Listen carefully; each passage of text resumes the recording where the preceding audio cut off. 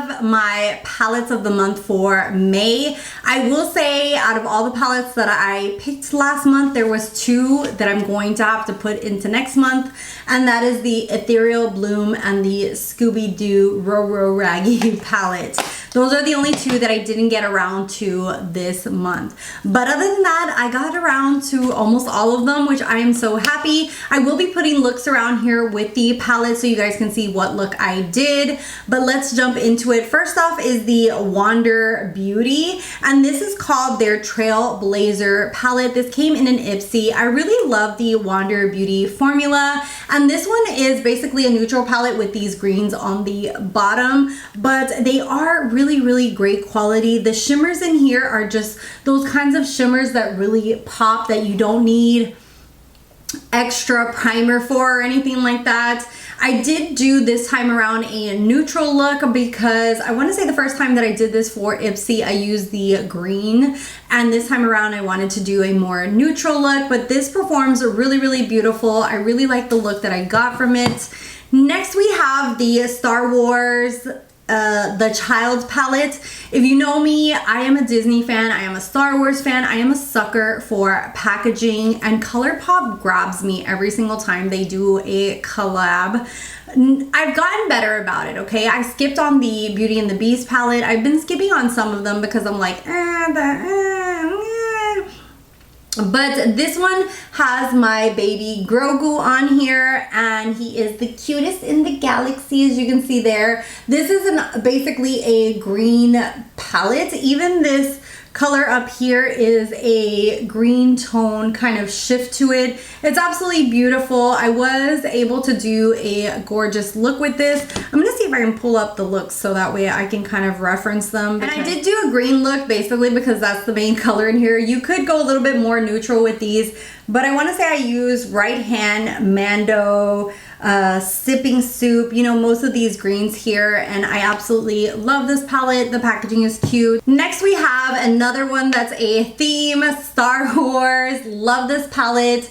And we have kind of like from the first episodes that were released, which are like episodes 4, 5, and 6.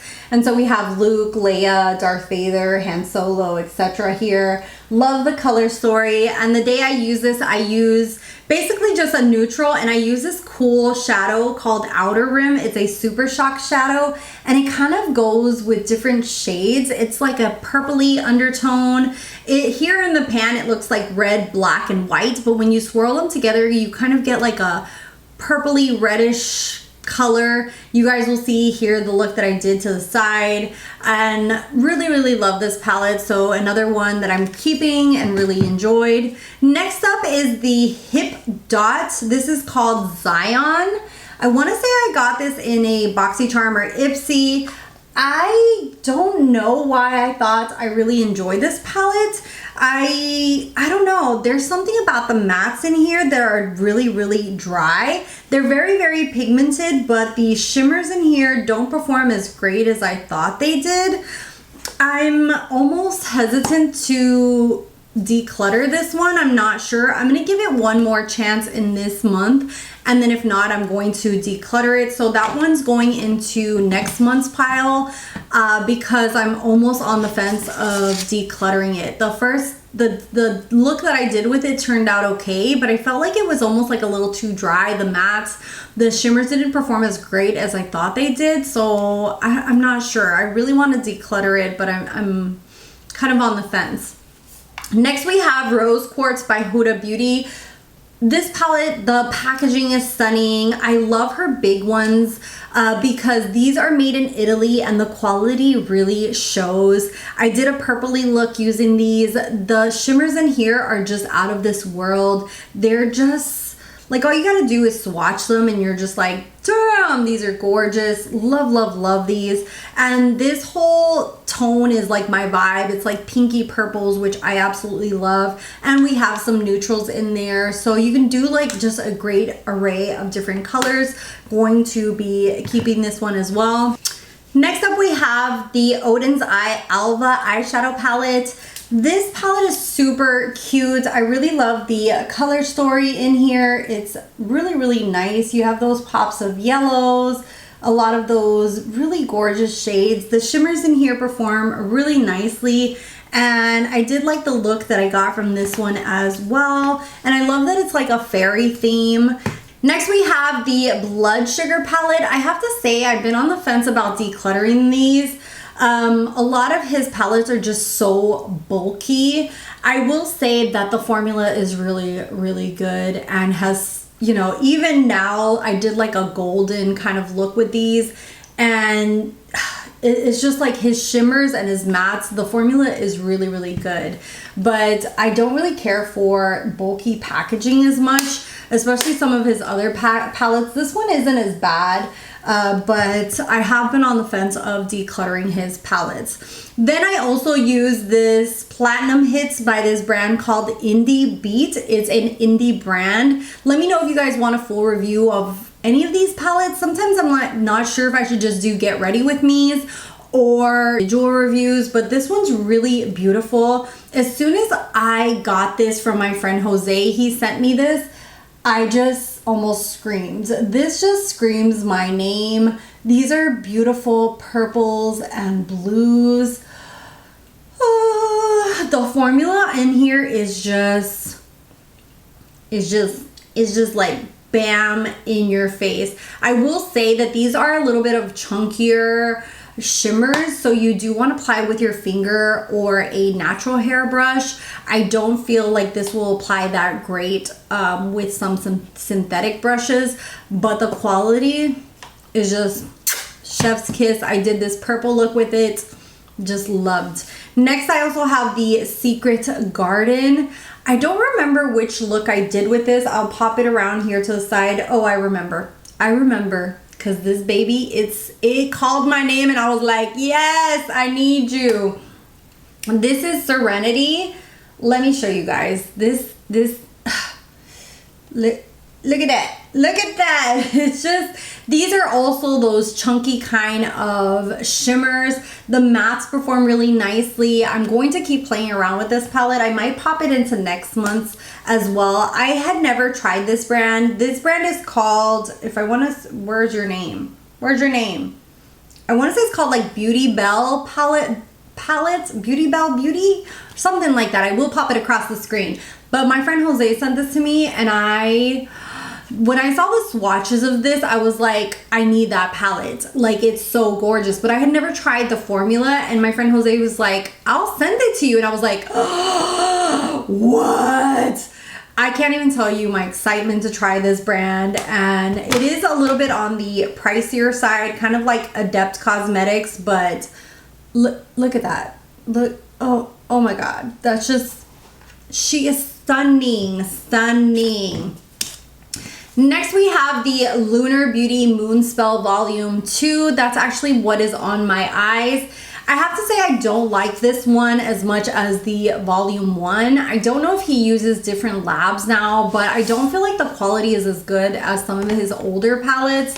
I do love the packaging, and I thought I was really gonna love this one because it's a color story that really gravitates to me. It's a lot of pinks, purples.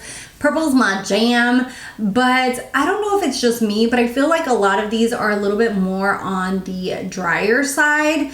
They still perform nicely, but I did have to use a little bit more of a tackier base to get them to perform.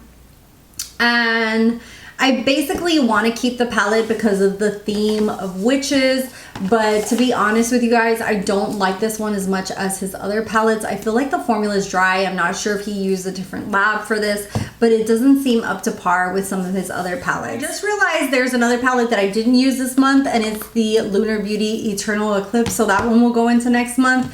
I also use quite a bit of the Transitions palette by Dominique Cosmetics. I have to say, these are super nice, blendable. This is a really great transition palette to, you know, kind of like use with any kind of palette that's like all shimmer, or even if you just need like some of these basic shades, this is really great. And I love the fact that she kept it really simple as far as like the packaging goes and everything. It just says like Transitions palette. This is what I wanted Jeffree Star's Orgy palette to be, just something simple instead of him calling it orgy and having naked pictures of himself on it, it just really personally just does not appeal to me. And that's one of the palettes that I love the quality of the shadows and what's in there, but the packaging and the name of the palette just is very unnecessary. Like, it just, I don't know. Let me know your thoughts. And let's go ahead and pick out next month's palettes. I am going to be adding 5 more. So let me go ahead and use my decision wheel. Like always, I use my little decision wheel. If you don't know, I popped all of my palettes into this app and kind of just pre-select the palettes for next month. So let me go ahead and grab those and come back. For this month, I picked out 5 palettes, and then I have 5 that I already had from the previous month. So first up, we have the Artist Couture Ethereal Bloom. This is a very kind of pastel color. I never got around to it last month, so I will this month. Another one is the Scooby-Doo Roro palette, which I absolutely love. This has a lot of like beautiful greens in here. And then the HIPDOT, I want to give one more chance before deciding if I'm going to declutter it. Like I said, I just felt like the colors that I chose last time were super dry.